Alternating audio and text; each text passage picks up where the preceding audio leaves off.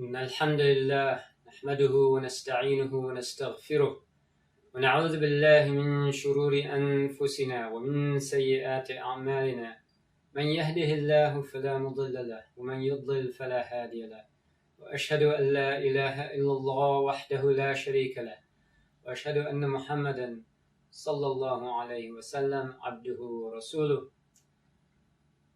Assalamu alaikum wa rahmatullahi wa barakatuh.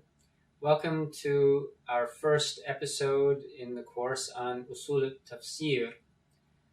And this is a course that is a little bit amorphous. It has a lot of overlap with, in particular, Usool al-fiqh. And so I will try to tailor the treatment of the overlapping subjects in a way that will avoid repetition as much as possible. Some of the repetition that's unavoidable is in the definitions. The term Usool al-tafseer is a idafa construction consisting of two words, usul and al-tafseer. And the word usul, which you're going to get again in Usool al-fiqh and Usool al-hadith, it's the plural of the word asl. And asl, it has a couple of connotations. Among the more important physical connotations are root. You can have the asl is the root and the far' is the branch. And you can also have an asl meaning a foundation or a base. So ما ينبني عليه غيره, that upon which other things are built, is an asl. And from that, then you get more abstract meanings such as rule or principle. And that's what we're talking about here. And then tafsir is the masdar of the form 2. As far as I know, the form 1 of fasara is not something that's at all commonly used. The form 2, fassara, means to explain, to clarify. Fassara yufassiru tafsira. And an example of its usage, of the use of the word tafsir in the Qur'an, Allah said, after my statement, أعوذ بالله من الشيطان الرجيم ولا يأتونك بمثل إلا جئناك بالحق وأحسن تفسيرا. And they bring you no similitude, but we bring you the truth and the best explanation. And a technical meaning of tafsir, or a technical definition of tafsir, is علم يبحث فيه عن القرآن الكريم من حيث دلالته على مراد الله تعالى بقدر الطاقة البشرية. A branch of knowledge in which the Noble Qur'an is investigated to understand to the best of human ability the intent of Allah, the Exalted, expressed therein. And the Western equivalent of tafsir is exegesis. I hope I pronounced it right. Exegesis. It's one of those two. Which means an explanation of a text, and it's most commonly used for the Bible. And you have a whole very intensively developed field of Western discourse analysis that takes a general approach toward any text, how to analyze texts. And Western discourse analysis has a very different focus from the traditional Islamic approach to textual explanation or explication. There are three possible sources that provide meaning or that would specify the meaning of a text.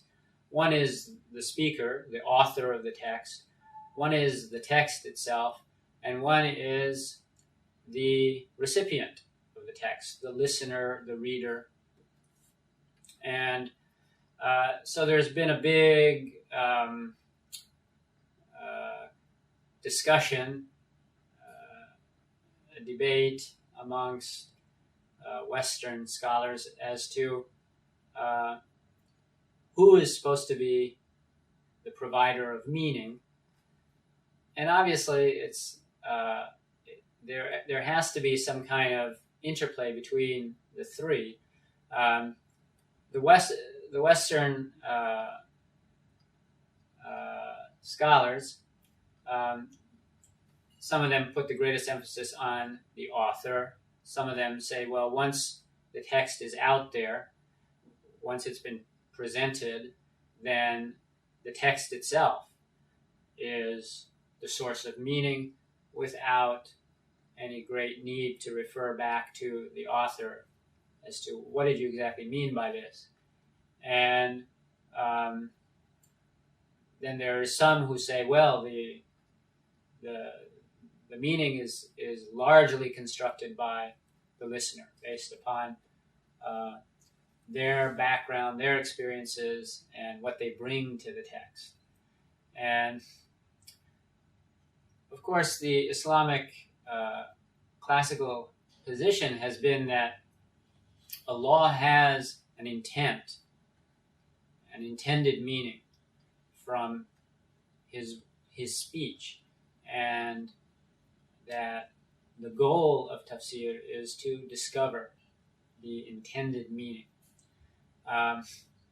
Now, of course, we can't ask Allah, what did you mean?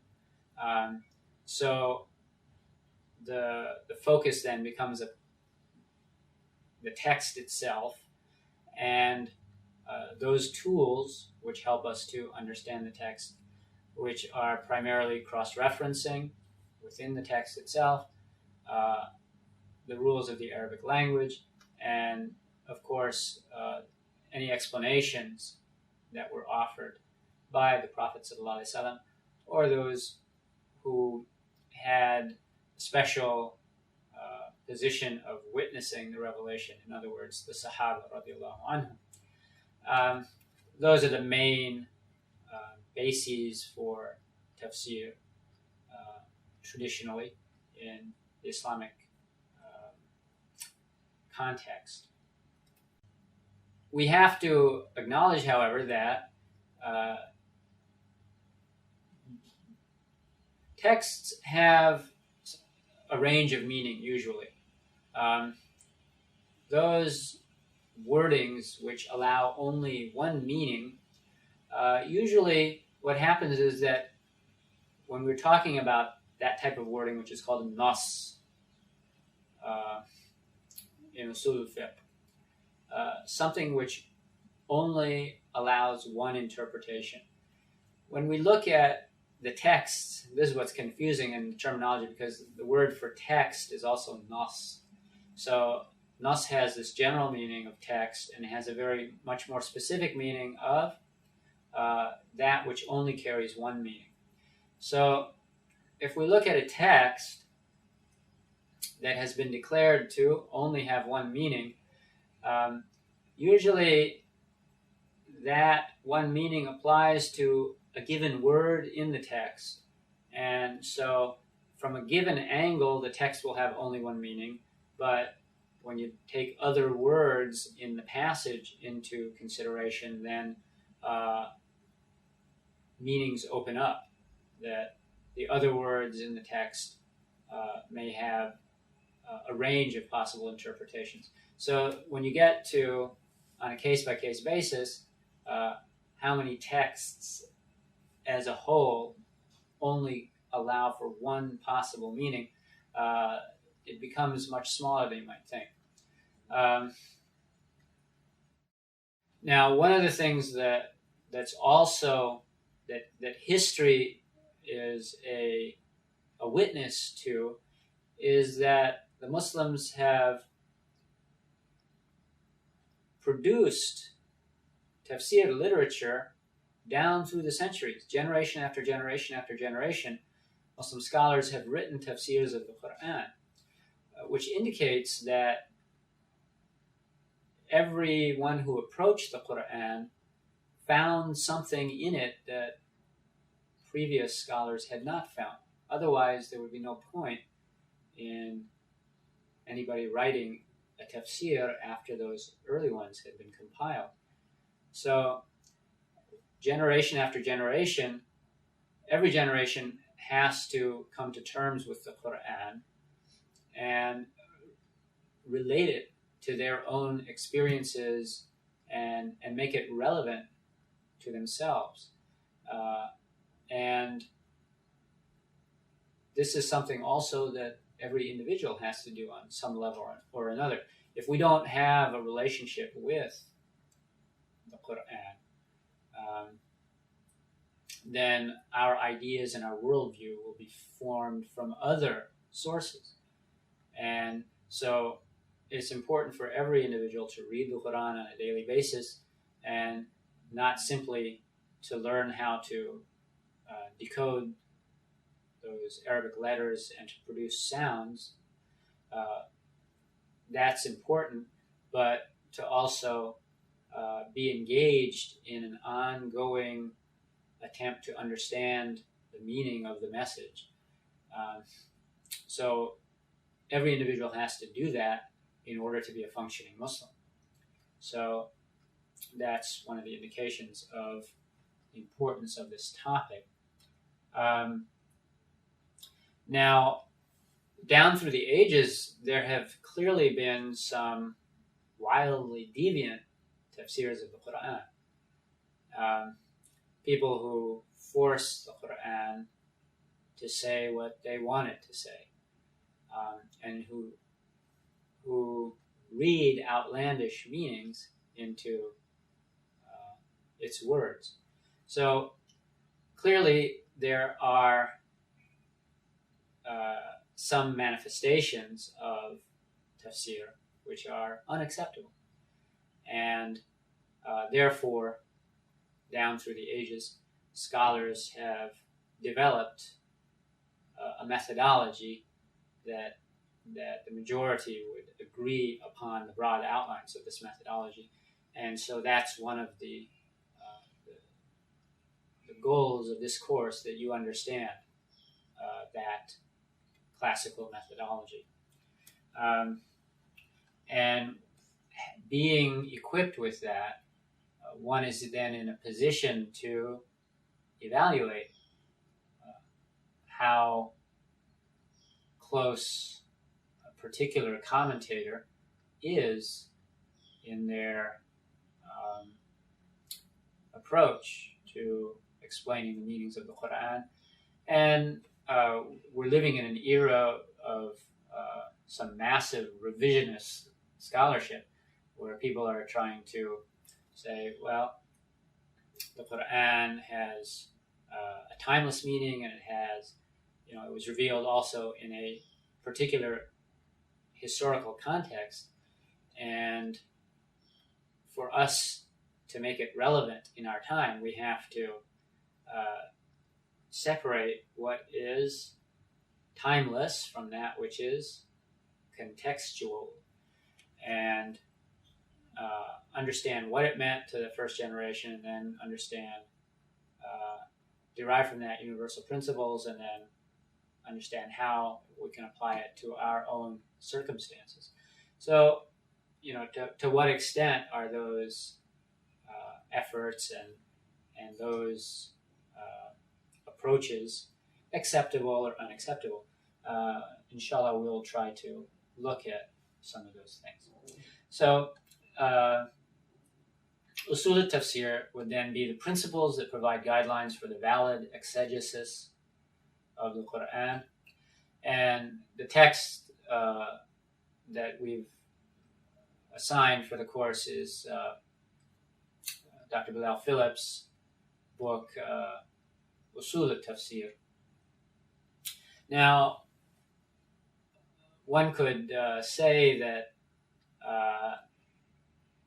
the title of that book could just as easily have been Uloom al-Qur'aan, because there's quite a lot in there, which is background information that doesn't necessarily have direct application to tafsir, but it's all background. It gives you the framework to approach this field.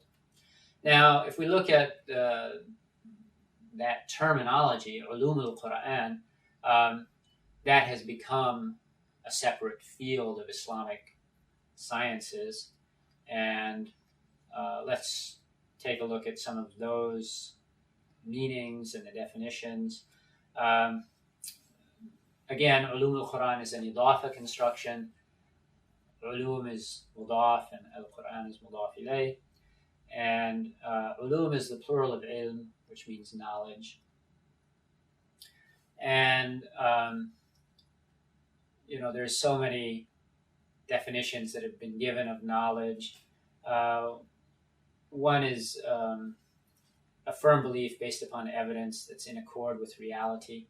Now, this opens up huge kinds of philosophical questions. Well, how do you know that your beliefs are in accord with reality? And so, a firm belief would exclude that which is a wishy-washy belief. Based upon evidence would exclude that which is just a feeling, or that somebody told it to you, your parents told it to you, so that's what you believe.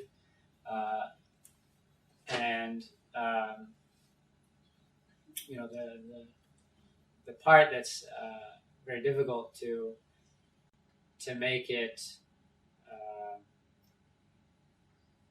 verifiable or falsifiable is that part in accordance with reality.